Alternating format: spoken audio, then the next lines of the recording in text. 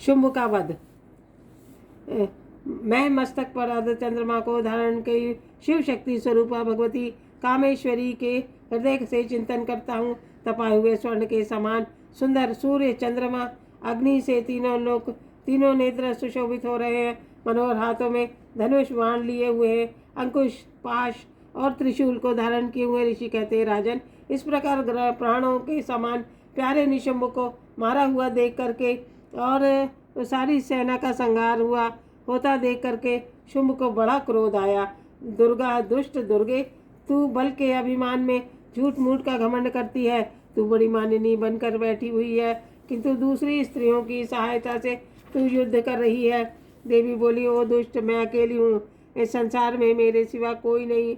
देख, यह सारी मेरी विभूतियाँ हैं, मुझ में ही प्रवेश कर रही हैं। ब्रह्माणी ने सभी इंद्रियों को, अंबिका ने शक्ति से तीनों लोकों में तीनों को अपने में लीन कर लिया तथा अंबिका देवी ने कहा, देवी बोली, मैं ऐश्वर्य शक्ति के रूपों में उपस्थित हुई हूँ। मैं अपने रूपों को मैंने समेट लिया है, अब मैं अकेली तुमसे युद्ध करती हूँ। ऋषि कहते हैं, तदंतर में देवी ने शुंभ के साथ समस्त देवताओं ने दानवों देखते देखते भयंकर युद्ध छिड़ गया तथा बाणों की वर्षा से तीखे शस्त्रों और एवं दारुण अस्त्रों के प्रहार से दोनों में युद्ध छिड़ गया और भयानक प्रतीक हो रहा था।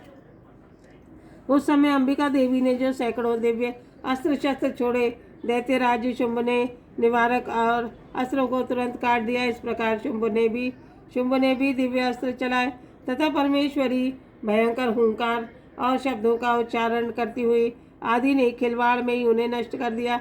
तब तो असुरों के सैकड़ों बाणों से देवी को आच्छादित कर दिया और यह देखकर क्रोध ने भरी हुई देवी ने भी बाण मार करके और उनके धनुष को काट दिया। अब धनुष के कट जाने पर तथा दैत्यराज की महाशक्ति को हाथ में ले लिया, किंतु देवी ने चक्र से उन्हें काट करके शक्ति को मार गिराया। शक्ति से असुर की शक्ति को मार गिराया। तदंतर में दैत्यों के स्वामी शुंभ 100 चांद वाली चमकती हुई ढाल और तलवार लेकर के देवी के ऊपर धावा बोला। अरे, उसके आते ही चंडिका ने अपने धनुष छोड़े और तीखे बाणों के साथ सूर्य के किरणों के समान उज्ज्वल ढाल और तलवार से तुरंत ही उन्हें काट दिया। फिर इस प्रकार महादैत्य घोड़े सारथी मारे गए तथा धनुष तो पहले ही कट चुके थे, अब तो अंबिका के मारने के लिए उद्यत हुआ तथा भयंकर मुद्गर हाथ में लेकर के आ गया। उसे आते देख करके देवी ने तीक्ष्ण बाणों के साथ मुद्गर को भी काट दिया तथा जिस पर असुर ने मुक्का तान करके बड़े वेग के साथ उनके ऊपर झपटा, उस दैत्यराज ने आकर देवी की छाती में मुक्का मारा। देवी ने भी उसकी छाती में एक चांटा जड़ दिया। देवी के थप्पड़ को खा करके दैत्यराज शुंभ पृथ्वी पर गिर पड़ा और सहसा पूर्ववत उठ करके खड़ा हो गया, फिर उछला। देवी ने उसे ऊपर ले जाकर आकाश में खड़ी हो गई। चंडिका देवी ने बिना किसी आधार के शुंभ के साथ युद्ध करना प्रारंभ कर दिया। उस समय दैत्य और चंडिका आकाश में एक दूसरे से लड़ने लगे और उनका यह युद्ध पहले से सिद्ध करने वाला तथा मुनियों को विस्मय में डालने वाला था। फिर अंबिका ने शुंभ के साथ बहुत देर तक युद्ध किया। फिर उसके पश्चात में उसे घुमाकर पृथ्वी पर पटक दिया। उसके पटके जाने पर पृथ्वी पर आने पर दुरात्मा दैत्य पुनः चंडिका का वध करने के लिए उठकर दौड़ करके खड़ा हो गया। फिर तो समस्त दैत्यराज ने शुंभ को अपनी ओर आता हुआ देख करके त्रिशूल से उसकी छाती में छेद कर दिया और उसे पृथ्वी पर गिरा दिया। देवी के त्रिशूल से घायल होकर के उसके प्राण पखेरु उड़ गए और समुद्र द्वीपों और पर्वतों के समूची पृथ्वी को कपाता हुआ वह पृथ्वी पर जाकर गिर पड़ा।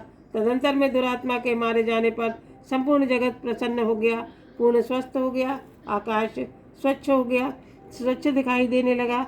पहले से उत्पन्न उत्पात सूचक मेघ उल्कापात होते थे, वे सब शांत हो गए और दैत्यों के मारे जाने पर नदियां भी ठीक मार्ग से बहने लगी तथा उस समय शुंभ की मृत्यु के बाद संपूर्ण देवता हृदय में हर्ष से भर करके गंधर्व गण मधुर गीत गाने लगे और गंधर्व बाजे बजाने लगे।